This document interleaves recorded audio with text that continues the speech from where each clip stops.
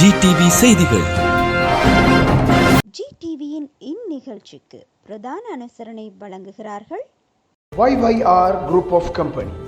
நவீன உலகில் நவீன முறையான வியாபாரம். உங்களுக்கு தேவையான அனைத்து பொருட்களையும் வாங்கலாம், விற்கலாம். எவ்வாறு? இதோ ஆன்லைன் மூலம் தீர்வு. YYR group of company. தொடர்புகளுக்கு 0777728899 அல்லது 0757716666 அல்லது 0777758899. அஸ்ஸலாமு அலைக்கும். இன்று 2021 நவம்பர் 1 திங்கட்கிழமை. ஜிடிவியின் வாராந்த செய்திகளுடன் ரியால் எம் ஓசர். முதலில் இன்றைய தலைப்புச் செய்திகள்.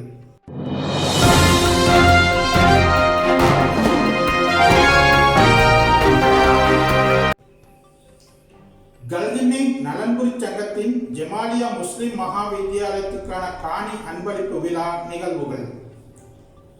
தாருல் ஹுதா பாலர் பாடசாலையின் கலை விழா நிகழ்வு. பிரஜா போலீஸ் காரியாலயம் பள்ளியக்கொட்டுவையில் திறந்து வைக்கப்பட்டது. மாகாண கட்டுப்பாடு நீக்கம். காப்போத்தா சாதாரண உயர்தர வகுப்புகள் 8ஆம் தேதி ஆரம்பம். பிரத்யேக வகுப்புகளுக்கு அனுமதி. கண்டி மாவட்ட அபிவிருத்தி குழு கூட்டம் மாவட்ட செயலகத்தில் ஆளுநர் தலைமையில் நடைபெற்றது. ஒரே நாடு ஒரே சட்டம் ஜனாதிபதி செயலணி தலைவராக ஞானசார தேரர் நியமனம். ஞானசார தேரரின் நியமனம் இனங்களுக்கிடையே முறுகலை அதிகரிக்கும். நியமனத்தை கண்டித்து ரவுஃப் ஹக்கீம் அறிக்கை. ஐக்கிய தேசிய கட்சி தலைமையில் அரசுக்கு எதிராக பெரும் போராட்டங்கள். வியூகம் வகுக்கிறார் ரணில். பல்லாயிரக்கணக்கான விவசாயிகள் நாடாளுமன்றத்தை சுற்றி வளைப்பர். அதற்குரிய காலம் வந்துவிட்டது. சஜித் பிரேமதாச. தெற்காசிய நாடுகளுக்கான பயண கட்டுப்பாட்டை நீக்கியது சிங்கப்பூர். 2020 புதிய தரவரிசையில் இலங்கை வீரர்கள் முன்னேற்றம். இனி விரிவான செய்திகள்.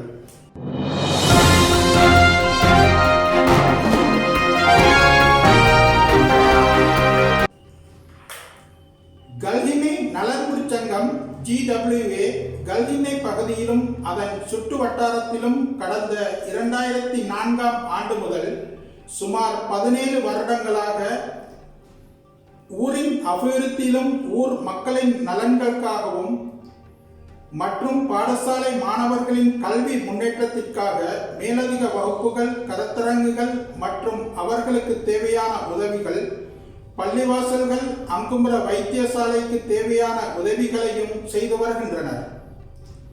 கொரோனா காலத்திலும் கல்கின்னை பகுதி மற்றும் அதனை சூழ உள்ள பகுதிகளில் உள்ள மக்களுக்கான பண உதவி மற்றும் உலர் உணவுப் பொருட்களை பலமுறை வழங்கி மக்களின் துயர் துடைப்பதில் முன்னின்று உழைத்தமை குறிப்பிடத்தக்கது.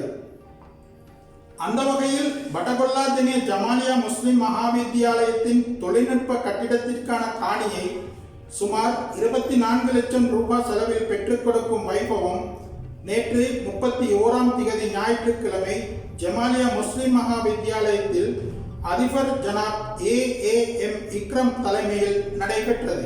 மேற்படி வைபவத்தில் விசேட அதிதியாக அக்குரணை பிரதேச சபை தவிசாளர் ஜனாப் இஸ்திஹார் இமாமுதீன் கலந்து சிறப்பித்தார்.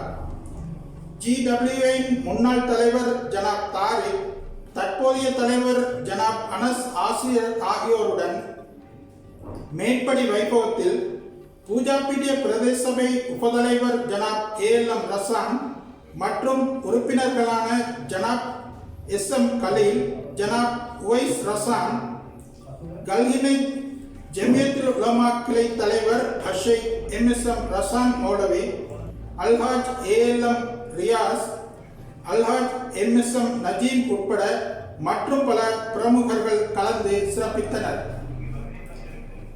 தொடர்ந்தும் மற்றும் GWவின் சேவை கல்ஹின்னைக்கு தேவை என்ற வேண்டுகோளோடு GTV தனது வாழ்த்துக்களையும் பாராட்டுக்களையும் தெரிவிப்பதில் மகிழ்ச்சி அடைகிறது.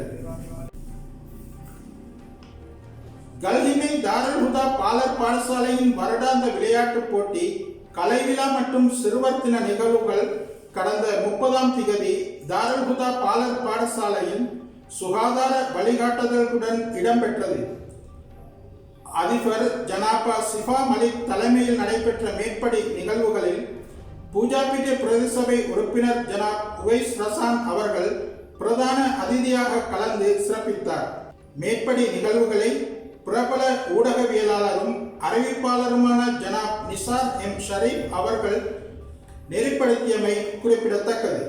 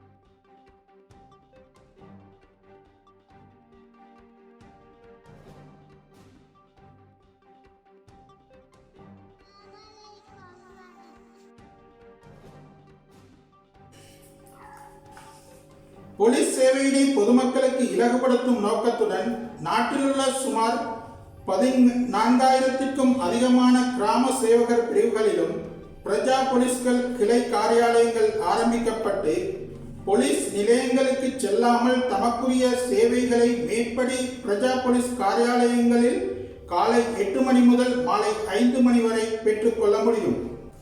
அந்த வகையில் கல்ஹின்னை, பட்டகொல்லாதெனிய, பள்ளியகொட்டுவ, கோவிலமுந்தின போன்ற கிராம சேவகர் பிரிவுகளுக்கான பிரஜா போலீஸ் காரியாலயம் முன்பு பள்ளியகொட்டுவையில் ஆரம்ப பாடசாலை இயங்கிய கட்டிடத்தில் திறந்து வைக்கப்பட்டது. மேற்படி திறப்பு விழாவில் பூஜாபிட்டிய பிரதேச சபை உபதலைவர் ALM ரசான், உறுப்பினர் உவைஸ் ரசான் மற்றும் அமைப்பாளர் ரிசான் சாலி உட்பட பலர் கலந்து கொண்டனர். மேற்படி காரியாலயத்தை பெற்றுக்கொள்ளும் முயற்சிகளில் பிரதேச சபை உறுப்பினர் உவைஸ் ரசான் அவர்கள் மும்முரமாக ஈடுபாடு காட்டியமை இங்கே குறிப்பிடத்தக்கது.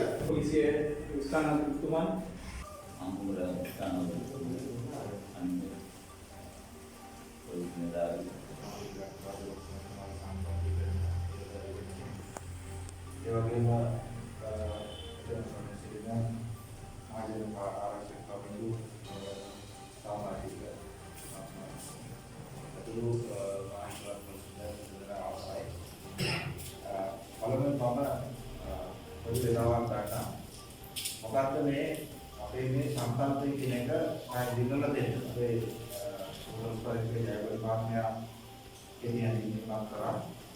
ඇත්තටම අපි මේක මේ ඔයගොල්ලෝ දන්නා ඇති දැන් මම අමුගොරට ආවුල්ලා අවුරුද්දේ මාසයක් වගේ කාලයක් තමයි ගත කරලා තියෙන්නේ. මොකද ආපදාට නම් පොඩි මම පොඩියට බැලුව දවසේ ඉඳලා ක්‍රියාත්මක කරනවා.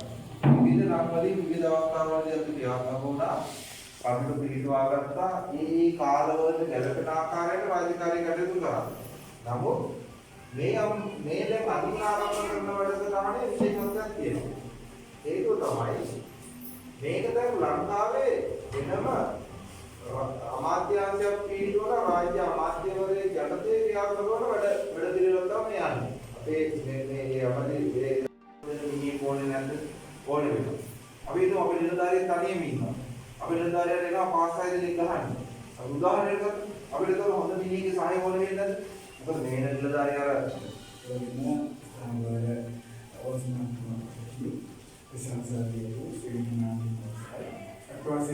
අපේ පොලිසිය සාජම් මහත්තයාලා පුළුවන් දෙකොල්ලම මෙතෙන්ට ගෙන්න. ඒක සමතම நாட்டில் அமலில் உள்ள மாகாணங்களுக்கு இடையிலான பயணக் கட்டுப்பாடு தளர்த்தப்பட்டுள்ளது. பயணத்தடை இவ்வாறு தளர்த்தப்பட்டாலும் அனாவசியமாக மாகாணம் தாண்டுவதை தவிர்த்துக் கொள்ளுமாறு சுகாதார தரத்தினர் கோரிக்கை விடுத்துள்ளனர். அத்துடன் பொது போக்குவரத்தை பயன்படுத்தும் போது சுகாதார நடைமுறைகளை முழுமையாக பின்பற்றுமாறு அறிவுறுத்தப்பட்டுள்ளது. அத்துடன் எதிர்வரும் நவம்பர் 8ஆம் தேதி தரம் 10, 11 மற்றும் உயர்தர வகுப்புகள் ஆரம்பிக்கப்பட உள்ளன என கல்வி அமைச்சு அறிவித்துள்ளது. நாட்டில் கொரோனா தொற்றை அடுத்து கல்வி செயற்பாடுகள் முற்றுமுழுதாக முடங்கி இருந்தன. தற்போது கொரோனா தொற்றின் வீதம் குறைவடைந்த நிலையில் ஆரம்ப பாடசாலை செயற்பாடுகள் மீளவும் ஆரம்பிக்கப்பட்டுள்ளன. இந்த நிலையில் நாடளாவிய ரீதியில் கல்வி பொது தராதர சாதாரண தரம் மற்றும் உயர்தர மாணவர்களுக்கான பிரத்யேக வகுப்புகளை ஆரம்பிப்பதற்கும் அனுமதி வழங்கப்பட்டுள்ளது. அதன் அடிப்படையில் எதிர்வரும் நவம்பர் மாதம் 16ஆம் தேதி முதல் 50% மாணவர் கொள்ளளவுடன் பிரத்யேக வகுப்புகளை ஆரம்பிக்க அனுமதி வழங்கப்பட்டுள்ளதாக சுகாதார சேவைகள் பணிப்பாளர் நாயகம் அசேல குணவர்தன தெரிவித்துள்ளார். தரம் 6 முதல் 9 வரையிலான வகுப்புகளை ஆரம்பிப்பது தொடர்பில் கல்வி அமைச்சு கவனம் செலுத்தி வருவதாகவும் தெரிவிக்கப்பட்டது. கண்டி மாவட்ட அபிவிருத்தி குழு கூட்டம் மாவட்ட செயலகத்தில் ஆளுநர் லலித் யு கமகே தலைமையில் நடைபெற்றது. இதில் ஸ்ரீலங்கா முஸ்லிம் காங்கிரஸ் தலைவர் ராவ் ஹக்கீம் கலந்து கொண்டு அக்குரணை தெங்கஸ்தென்ன பானகமோ போன்ற பாதைகளின் சீரமைப்பு மற்றும் பிரதேசத்தில் அடிக்கடி ஏற்படும் வெள்ளப்பெருக்கை தடுப்பதற்காக ஏனைய வீதிக்கு குறுக்கே உள்ள பாலம் தொடர்பாக மேற்கொள்ள வேண்டிய நடவடிக்கைகள் என்பன பற்றி கருத்து தெரிவித்தார். அத்துடன் கண்டி மாவட்டத்தில் அதிக மழை வீழ்ச்சியின் விளைவாக அக்குரணை ஜாகிரா தேசிய பாடசாலை, கம்பளை ஜாகிரா கல்லூரி, ஆண்டியாக்கிரவர்த்தி பாடசாலை போன்றவற்றின் கட்டிடங்களுக்கும் மதில் சுவர்களுக்கும் ஏற்பட்டுள்ள பாதிப்புகளை சரி செய்து மாணவர்களின் கல்வி நடவடிக்கைகளை தொடர வழிவகுத்தல் என்பவற்றை வலியுறுத்தி கருத்து தெரிவித்தார். ஒரே நாடு ஒரே சட்டம் எனும் ஜனாதிபதி செயலகம் ஜனாதிபதி கோத்தபய ராஜபக்சவினால் அமைக்கப்பட்டுள்ளது. பொதுபல சேனா அமைப்பின் செயலாளர் கலகுடத்தை ஞானசார தேரரின் தலைமையில் 13 உறுப்பினர்களை கொண்டதாக இந்த செயலணி அமைக்கப்பட்டுள்ளது. இதற்கான அதிவிசேட வர்த்தமானி அறிவித்தல் வெளியிடப்பட்டுள்ளது.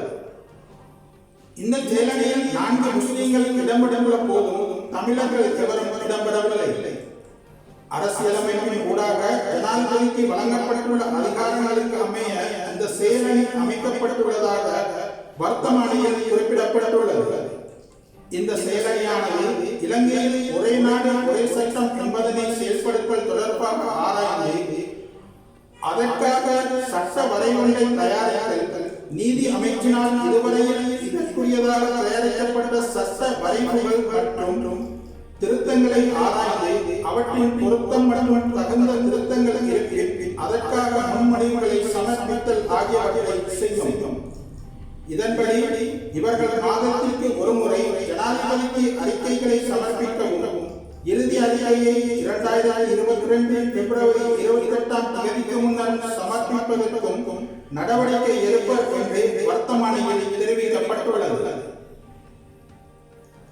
ஒரே நாடு ஒரே சட்டம் செயலணியின் தலைவராக ஞானசார தேரரில் நியமிக்கப்பட்டுள்ளவை நாட்டில் இனங்களுக்கிடையிலான முறைகளையும் துருவப்படுத்தலையும் மேலும் அதிகரிக்கும் என எச்சரித்துள்ள ஸ்ரீலங்கா முஸ்லிம் காங்கிரசின் தலைவரும் எம்பியுமான ராவ் ஹக்கீம் இஸ்லாத்தையும் முஸ்லிம்களையும் அல்லாஹ்வையும் பகிரங்கமாகவே நிந்தித்தவர் மட்டுமன்றி பொதுவாக பௌத்தம் தந்த ஏனைய சமயங்கள் மீது பகிரங்கமாக தமது எரிப்புணர்வை கொட்டி தீர்த்தவர் என சாடியுள்ளார். ஆட்சியை எப்படியாக கைப்பற்றி விட வேண்டும் என்ற ஒரே நோக்கத்திற்காக ஏற்படுத்தப்பட்ட ஒரே நாடு ஒரே சட்டம் என்ற கோஷத்தை நடைமுறைப்படுத்துவதற்கு விசேட வர்த்தமானி அறிவித்தல் மூலம் ஜனாதிபதியால் நியமிக்கப்பட்டதே இந்த செயலாகும் என்றும் ராவ் ஹக்கீம் விமர்சித்துள்ளார். இது தொடர்பில் முஸ்லிம் காங்கிரஸ் தலைவர் ஹக்கீம் மேலும் தெரிவித்ததாவது, எவருக்குமே அறவே புரியாத எந்த விதமான தெளிவுமற்ற ஒரே நாடு ஒரே சட்டம் என்ற விவகாரம் பற்றி பல்லின சமூகத்தவர் வாழும் இலங்கை நாட்டில் மக்கள் மத்தியிலும் பொது வெளியிலும் தாறுமாறான கருத்துக்கள் பரவலாக நிலவி வருகிறது. இன முறைகளை தொடர்ச்சியாக தோற்றுவித்து வன்சல்களை தூண்டி வருபவரும் குறிப்பாக இஸ்லாத்தையும் முஸ்லிம்களையும் அல்லாஹ்வையும் பகிரங்கமாகவே நிந்தித்து வருபவரும் பொதுவாக பௌத்தம் தவிர்ந்த ஏனைய சமயங்கள் மீது பகிரங்கமாக தமது வெறுப்புணர்வை கொட்டி தீர்த்து வருபவருமான ஞானசார தேரரை பிரஸ்தாப குழுவுக்கு தலைவராக நியமிக்கப்பட்டுள்ளது. இது நாட்டில் அண்மை காலமாக வருகின்ற இனங்களுக்கிடையிலான துருவப்படுத்தலை மேலும் மோசமான நிலைக்கு இட்டுச் செல்லும். அரசாங்கத்தின் இச்செயல்பாடானது நாட்டில் அமைதியின்மை தொடர்வதற்கும் இனங்களுக்கிடையிலான மோதல்கள் அடிக்கடி நிகழ்வதற்கும் துவமிடும் செயலாகவே அமைந்துள்ளதாக திட்டவட்டமாக கருதலாம் என்றார். ஐக்கிய தேசிய கட்சியுடன் தொடர்புடைய தொழிற்சங்கங்கள் உள்ளிட்ட வலையமைப்புகளை வலுப்படுத்தும் அதே வேளை கட்சியின் தனித்துவத்தின் கீழ் அரசுக்கு எதிரான எதிர்ப்பு ஆர்ப்பாட்டங்களை ஆரம்பிப்பதற்கான புதிய வேலை திட்டங்களையும் எதிர்காலத்தில் நடைமுறைப்படுத்துமாறு ஐக்கிய தேசிய கட்சியின் தலைவர் ரணில் விக்ரமசிங்க தெரிவித்துள்ளார். இது குறித்து ஐக்கிய தேசிய கட்சியுடன் தொடர்புடைய சகல வலையமைப்புகளையும் வலுப்படுத்துவதற்கான நடவடிக்கைகளை துரிதமாக ஆரம்பிக்குமாறு ரணில் விக்ரமசிங்க ஆலோசனை வழங்கியுள்ளார் என்று கட்சியின் பொதுச் செயலாளர் பாலிகரங்கை பண்டார குறிப்பிட்டார். ஐக்கிய தேசிய கட்சியின் பொறுப்புரிமையை பெற்றுக் கொள்ளாத அரசுக்கு எதிராக உள்ள சகல தரப்பினரையும் ஒன்றிணைத்து ரணில் விக்ரமசிங்கவின் ஆலோசனைக்கமைய வலையமைப்புகளை வலுப்படுத்த திட்டமிடப்பட்டுள்ளது. ஐக்கிய தேசிய கட்சியின் பிரதி தலைவர் ருவான் விஜயவர்தன, உபதலைவர் அகிலவிராஜ் காரியவசம் உள்ளிட்டவர்களின் கண்காணிப்பின் கீழ் கொரோனா நிலைமைக்கு ஏற்றவாறு மேற்குறித்த வலையமைப்புகளை ஆரம்பிக்க தீர்மானிக்கப்பட்டுள்ளது. தொழில்துறையினர் அமைப்பு, பல்கலைக்கழக பேராசிரியர் மன்றம், அரசு மற்றும் தனியார் தொழிற்சங்கங்கள் உள்ளிட்ட சகல அமைப்புகளையும் ரணில் விக்ரமசிங்கவால் வழங்கப்பட்டுள்ள ஆலோசனைக்கமைய துரிதமாக வலுப்படுத்துமாறு ஐக்கிய தேசிய கட்சியின் பொதுச் செயலாளர் பாலிகரங்கை பண்டார தெரிவித்தார். நாடு முழுவதிலும் இருந்து விவசாயிகள் தலைநகரில் கொண்டு திரண்டு நாடாளுமன்றத்தை சுற்றி வளைக்கும் நாள் வெகு தொலைவில் இல்லை என எதிர்க்கட்சி தலைவர் சஜித் பிரேமதாச தெரிவித்துள்ளார். அரசாங்கத்திற்கு 3/2 பெரும்பான்மைக்கு மேல் வரம்பெற்ற விதமாக அதிகாரத்தை கொடுத்ததன் விளைவுகளை மக்கள் தான் அனுபவிக்க வேண்டியிருப்பதாக கூறிய எதிர்க்கட்சி தலைவர் அந்த அதிகாரத்தால் உந்துதல் அடைந்து களத்தில் உள்ள பிரச்சனைகளை அரசாங்கம் மறந்துவிட்டதாகவும் அவர் கூறினார். எந்த அரசாங்கத்திற்கும் வரம்பற்ற அதிகாரம் வழங்கப்படக்கூடாது என கூறிய எதிர்க்கட்சி தலைவர் கர்மமாற்ற தேவையான பெரும்பான்மை பலத்தை மட்டும் கொடுத்தால் போதும் என்றும் அவர் கூறினார். அடுத்ததாக ஜிடிவியின் 3ஆம் கண்.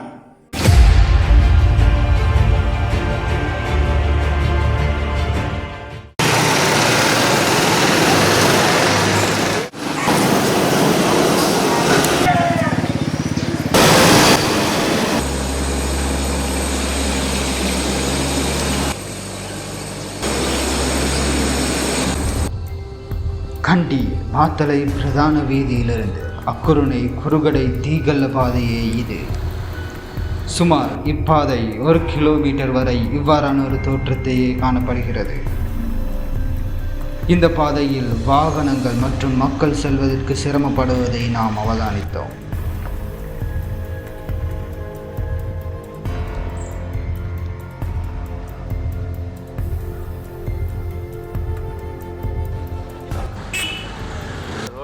சரியான கஷ்டமாகி புளியும் அதுவும் இதுமாகிக்குது. வாகனங்கள் போடுறதுக்கு வாகனங்கள் உடையுது. எங்களுக்கு கிரேஜிலே தான் ஈக்கிறது தான் வேலையாகிக்குது. சீக்கிரமாக இந்த ரோட்டை திருப்பி தரத்துக்கு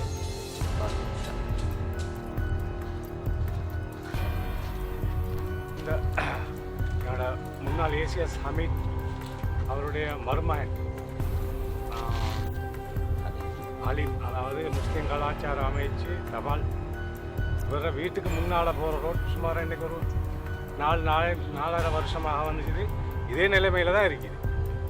கிட்டத்தட்ட ஒரு கிலோமீட்டர் மட்டுக்கு எத்தனையோ முறை அவர்கிட்ட போயிட்டு நாங்கள் இதை சொல்லியும் இது சம்மந்தமாக எந்த நடவடிக்கையும் எடுத்ததில்லை. இப்போ இதில் நாங்கள் சாதாரண ஒரு அயருண்டு போயிட்டு வந்தோம்னு சொன்னால் 100 வாட் அயருக்கு கிரேஜுக்கு 250 ரூபா கொடுக்கணும் ரிப்பேர் செலவு. இப்படித்தானே இது எங்களோட நிலைமை.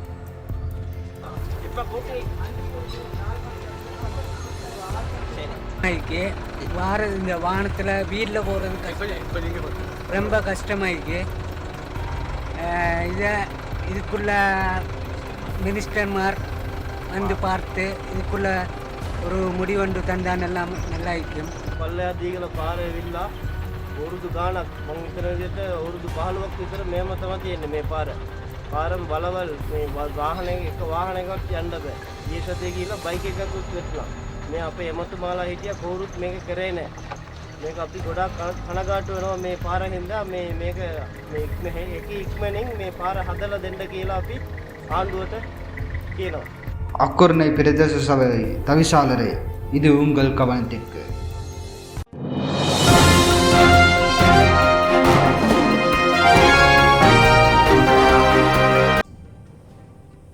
COVID-19 தொற்று பரவலை கட்டுப்படுத்தும் நோக்கில் நடைமுறைப்படுத்தப்பட்டுள்ள 14 நாட்கள் பயண கட்டுப்பாடு தொடர்பான நடைமுறை பட்டியலில் இருந்து 6 தெற்காசிய நாடுகளை சிங்கப்பூர் நீக்கியுள்ளது.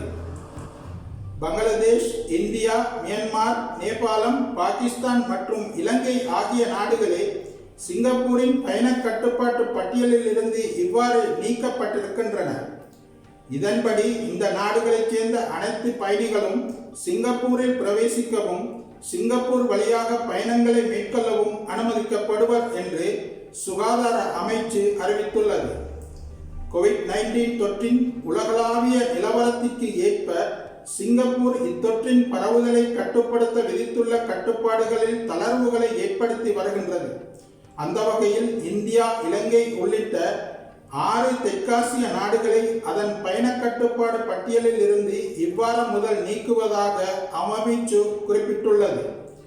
என்றாலும் இந்நாடுகளைச் சேர்ந்த பயணிகள் மிகவும் இறுக்கமான கட்டுப்பாடுகளுக்கு உட்படுத்தப்படுவார்கள். இதில் 10 நாட்கள் ஒரு பிரத்யேக வசதிகள் கொண்ட வீட்டில் தங்கியிருப்பதற்கான அறிவிப்பு காலமும் அடங்கியுள்ளது.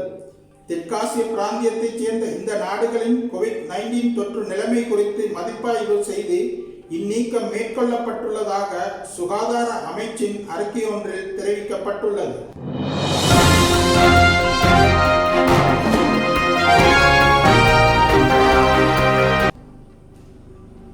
சர்வதேச கிரிக்கெட் வாரியம் வெளியிட்டுள்ள புதிய T20 அணிகளுக்கான தரவரிசை மற்றும் வீரர்களுக்கான தரவரிசை என்பவற்றில் இலங்கை கிரிக்கெட் அணி மற்றும் இலங்கை வீரர்கள் முன்னேற்றம் காண்பித்திருக்கின்றனர். புதிய T20 அணிகளுக்கான தரவரிசையில் ஏற்கனவே 10வது இடத்தில் காணப்பட்ட இலங்கை கிரிக்கெட் அணி தற்போது 9வது இடத்திற்கு 233 புள்ளிகளுடன் முன்னேறி இருப்பது.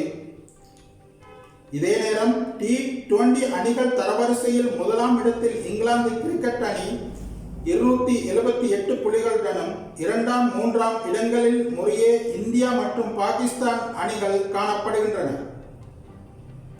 புதிதாக வெளியிடப்பட்டுள்ள T20 அணிகளின் சகலதுறை வீரர்களுக்கான தரவரிசையில் இலங்கையின் வனிந்து அசரங்க 8ஆம் இடத்திற்கு முன்னேறி இருக்கிறார். வனிந்து அசரங்க T20 பந்து வீச்சாளர்கள் தரவரிசையில் 226 புள்ளிகளுடன் தொடர்ந்தும் 2ஆம் இடத்தில் காணப்பட, T20 பந்து வீச்சாளர்கள் தரவரிசையில் ஷம்சி 750 புள்ளிகளுடன் முதலிடத்தில் காணப்படுகிறார்.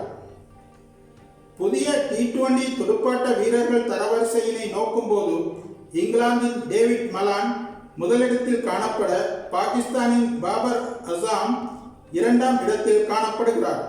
இதே நேரம் 3ஆம் இடத்தில் தென்னாப்பிரிக்க அணியின் எய்டன் மர்கமும் 4ஆம் 5ஆம் இடங்களில் முறையே பாகிஸ்தானின் முகமது ரிஸ்வான் மற்றும் இந்தியாவின் விராட் கோலி ஆகியோர் காணப்படுகின்றமை குறிப்பிடத்தக்கது. காரணத்தை உருவாக்கி வெறுக்கும் மனிதர்களை விட காரணமே இல்லாமல் நேசிக்கும் மனிதர்களை நேசி, வாழ்க்கை அழகாகும். அத்துடன் எமது GTVயின் திறமைக்கான தேடல் நிகழ்ச்சிகளில் உங்கள் குழந்தைகளும் கலந்து கொள்ள வேண்டுமா? அவர்களுக்கான ஓர் நிகழ்ச்சி தாருல் ஹுதா பாடசாலை மாணவர்களுக்கு முதலில் அறிமுகம் செய்யப்படுகின்றது. அந்த வகையில் இது தொடர்பான தகவல்களை நீங்கள் தாருல் ஹுதா பாடசாலையின் அதிபர் மற்றும் அதன் நிர்வாக உறுப்பினர் ஜனாப் நிசார் எம் ஷரீப் அவர்களிடம் பெற்றுக்கொள்ளலாம். இத்துடன் இன்றைய ஜிடிவியின் செய்திகள் நிறைவு பெற்றன. இன்ஷா அல்லாஹ் மீண்டும் சந்திக்கும் வரை விடைபெறும் நான் ரியாத் எம் போசர்.